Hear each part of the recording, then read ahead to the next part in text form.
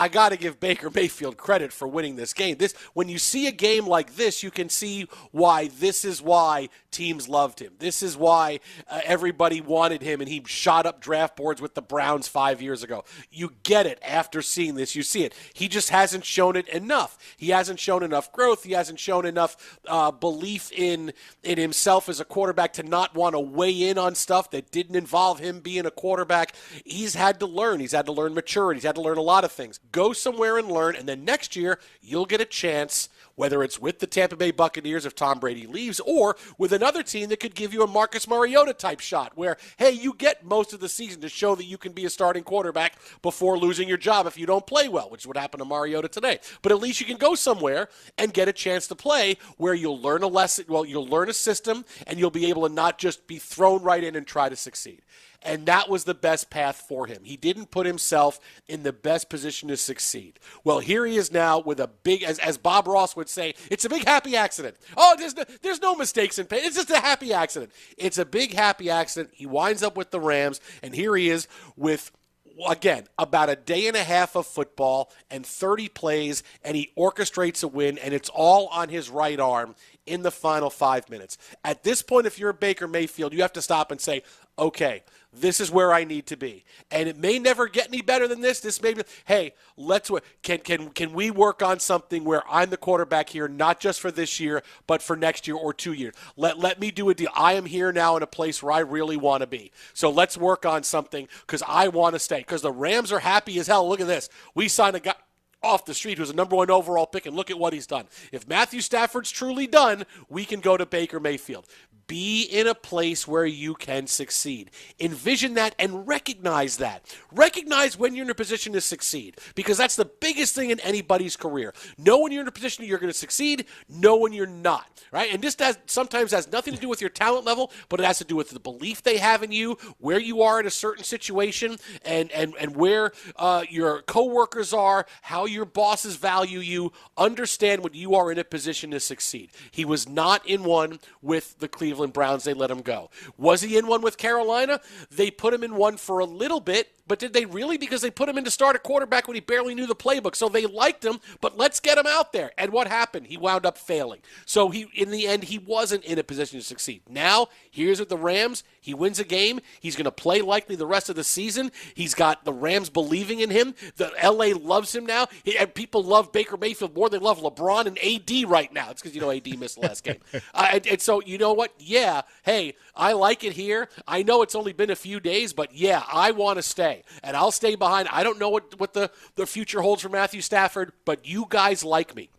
You brought me in when you had no other answer at quarterback. So are you going to suddenly run to the draft if Matthew Stafford can't play anymore, or are you going to give the job to me? I think you're going to give the job to me. Let me stay. I'll continue to learn the playbook, so when I take over at some point, it's seamless. And I'm 28 years old, 29 years old, and I'm going to take over as starting quarterback of the Rams, and I'll play another 3, 4, 5 years playing at that level as long as I can stay healthy. You got to understand when you're put in a position to succeed.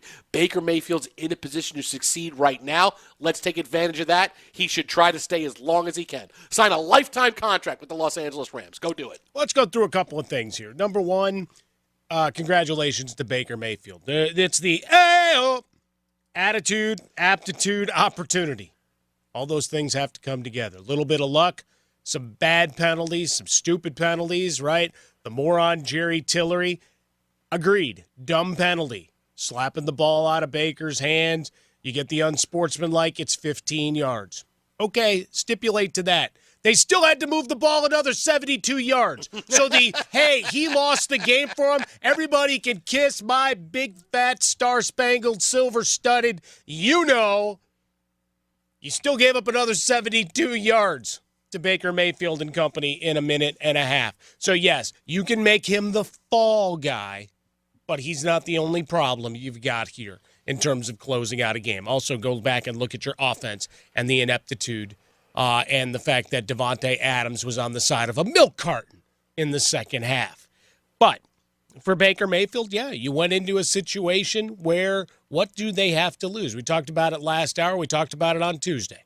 right? Not a lot of financial investment. We have no idea what Matthew Stafford is going to be going forward for all of the revisionist history stuff of, either Tart or for the trade itself. This pick's now going to Detroit. So, like, they won a Super Bowl. Most of your teams, you're wishing and grasping at straws. I'm a Bears fan, okay? I'm a Southside Chicagoan. They've gone back once since 1985 with Rex Grossman. And while it was not a pretty game, the most notable thing was Prince doing his rendition of Purple Rain and everything. The loss to Peyton Manning, you got there. Yay. Otherwise, it's 1985. So look in the mirror. Most of you have teams that haven't sniffed a Super Bowl appearance. You got Rex the Sexton. No, I did. Sexy Rexy, baby. But the point being made is just the idea of you sold your soul. You sold your team for that year, for that opportunity, and now you've got to cobble something new together. And I don't know that Matthew Stafford is going to come back. The severity of his injury. Remember, we were talking about his elbow before the season. Now we're talking about his neck, spinal stuff. All of those things have been bandied about here over the last couple of weeks. Finally put on injured reserve. His wife has penned things on social media in the past, worried about his health, concussion protocol, all those other things. So he's been in the league a very long time. Would anybody be surprised if he hung him up this offseason? No. So next step. The guy you brought in for a $1.35 million. You put him out there. Obviously, you didn't have other options in-house that you could trust. Wofford physically wasn't ready to go. Gave it the old college try and started. Does he get a bonus for the game started column? We always love those things in contracts, so maybe you could look at that. But either way, Baker came in, and while it was a little uneven at first, he made some big throws that make you raise your eyebrows going, well, that was the guy with all the bravado, the swagger, the Heisman, the commercials, and why he got the Browns to a playoff a couple of years ago. Your big thing for the World Cup was, why not us? That's what Baker Mayfield's running around looking right now. Why not me? Why can't I take over Los Angeles? And he goes and makes a big play here. Remember, also, you give a guy an offseason with Cooper Kupp as he recovers. Make a couple of other moves and dance with the salary cap as you need to. I don't know. You could think of worse options out there. Well, you don't have the draft picks, right? So you know it's going to be difficult. Where are you going to get a quarterback when you now know a quarterback is a big thing, right? Because if Matthew Stafford was just injured, we're 3-9, okay. But they went out and got Baker Mayfield so fast. They went out and got him so fast, and they put him. We're going to put you in the lineup right away. Whoa, whoa, whoa, whoa, whoa, whoa, whoa, whoa, whoa. We're going to put you in right now. Yes, we're going to put you in right now. Okay. So what do you expect from me? Don't worry about it. Just go out there and play. Meanwhile, what the Rams are thinking is, hey, maybe, just maybe, we found a guy that could fill a big hole for us. Maybe not, but maybe. And so then we can go forward and we can restart the dynasty. And maybe this will make Sean McVay want to stay and not leave. This may make other players, hey, we're still going here. We're not starting over, right? We're never going to punt on the season. We're never going to give anything away. We went out and got a guy and threw him in there right away. So now other free agents sit back and say, boy, they were in a big-time losing season. They could have easily tanked to get another draft pick, and they went out and got a guy who thought they were going to come in and help them win games.